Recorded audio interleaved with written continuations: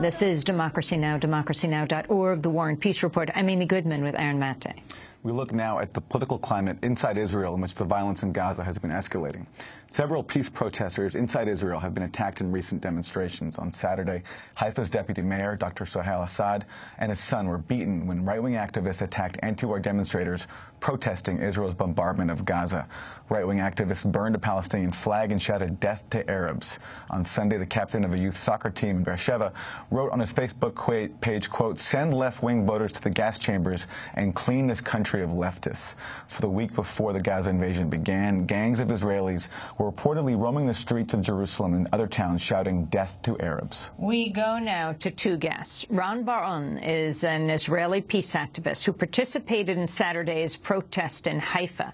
He's a lecturer in mathematics here in the United States at Duke University. He's been in Haifa visiting his parents for the last 2 weeks. And Max Blumenthal is with us, senior writer for Alternet.org, best-selling author. His recent book, Goliath, Life and Loathing in Greater Israel. We welcome you both to Democracy Now! Let's start in Haifa.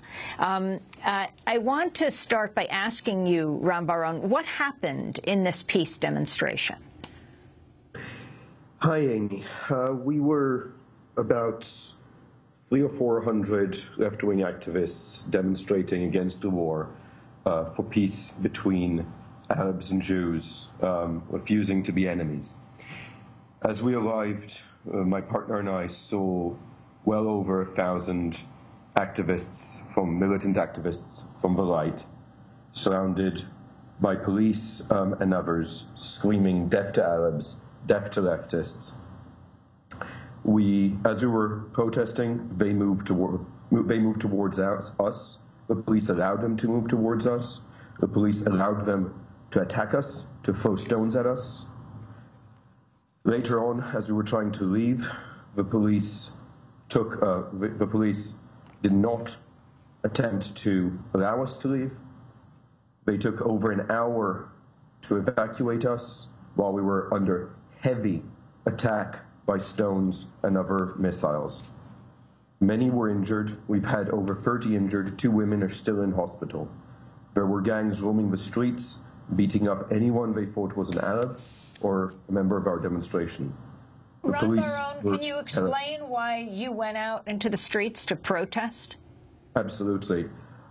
I believe that what Israel is doing in Gaza is a racist attack. It is not self-defense in any way, and it is a continuation of Israeli policy that has always discriminated against the Arab population. What happened to us at the protest is not new.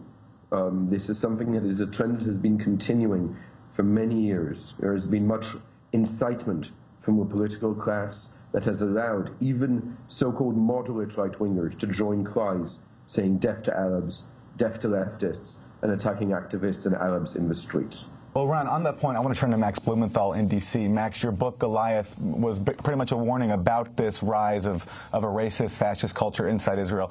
Put this incitement in that wider context.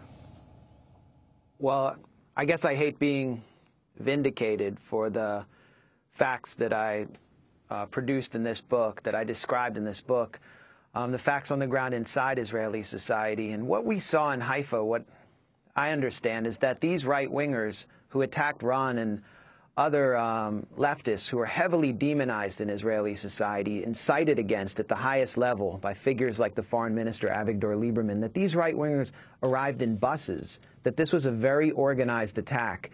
It's apparent to me that extreme right-wing elements have infiltrated the police, which have allowed them to attack leftists across Israel, to attack anti-war protesters. They've infiltrated them much in the way that Golden Dawn has done in Greece. The right wing, the current inception of the street-level right wing, which kind of acts as a street muscle for Netanyahu's governing coalition, particularly the right-wing elements, represented by Naftali Bennett of the Jewish Home Party. They are not just settlers or religious nationalists. Many of them were army reservists who came together as part of the Orange Cells that protested the withdrawal from the Gaza Strip in 2006. They've formed a group called Im Tirtzu, which intimidates leftists and Palestinians on college campuses across Israel.